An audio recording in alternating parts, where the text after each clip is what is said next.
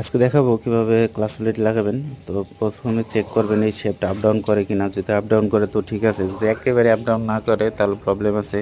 এটা হয় কি আপনার অনেকে যে স্ক্রুড্রাইভার দা এই যে ক্লাসের বাড়ির নাটটা এটা টাইট দেয়, পরে ওই বাড়ি লাগার কারণে এই শেপটা জাম হয়ে যায়।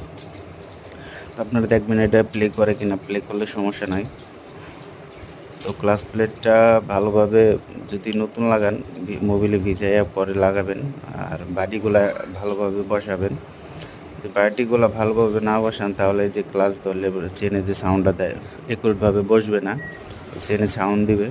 তো আর এই ফোলার দিয়ে সব সময় টাইট দিবেন। এই হাতর দিয়ে চেনি দিয়ে যদি বাইরে টাইট দেন, টাইট দিলে কি হয় ওই ভিতরে শেপটা জাম হয়ে যায়। জাম হয়ে গেলে ক্লাস প্লেট থাকবে না, নষ্ট হয়ে যাবে। অল্প কিছুদিন গেলে ক্লাস প্লেটটা চলে যাব। তো নতুন যারা কাজ শিখেন তাদের জন্য